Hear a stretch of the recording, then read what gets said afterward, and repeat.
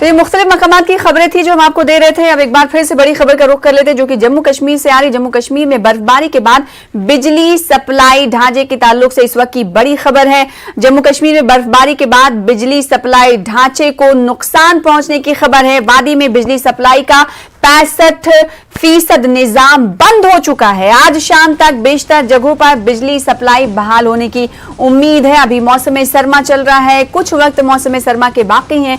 ऐसे में बिजली सप्लाई ठप होने की वजह से लोगों को परेशानियां हो रही होंगी। मीर बाजार कुलगाम में बड़ी लाइन के 2 खंभे गिरकर तबाह हो गए हैं।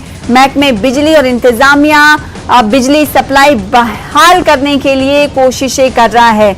132 किलो वोल्ट की लाइनें मुतासिर हुई हैं, तो इन इलाकों में आज बिजली बहरान पैदा हो सकता है। जम्मू कश्मीर में बर्फबारी के बाद बिजली सप्लाई ढांचे को नुकसान पहुंचा है। हालांकि इस तरह की खबरें हम जम्मू कश्मीर में बर्फबारी के दौरान सुनते आए हैं। अभी बर्फबारी बहुत नहीं हो रही है, मौसम सरमा के कुछ औकात ही बाकी हैं। उसके बावजूद भी वादी में बिजली सप्लाई का 65% निजाम बंद हो चुका है। आज शाम तक बेशतर जगहों पर बिजली सप्लाई बहाल होने की उम्मीद की जा रही है। मीर बाजार कुलगाम में बड़ी लाइन के 2 खंभे गिरकर तबाह हुए हैं। 132 किलो वोल्ट की लाइनें मुतासिर हुई हैं और महकमे बिजली और इंतजामिया की तरफ से बिजली सप्लाई को बहाल करने की कोशिशें जारी हैं।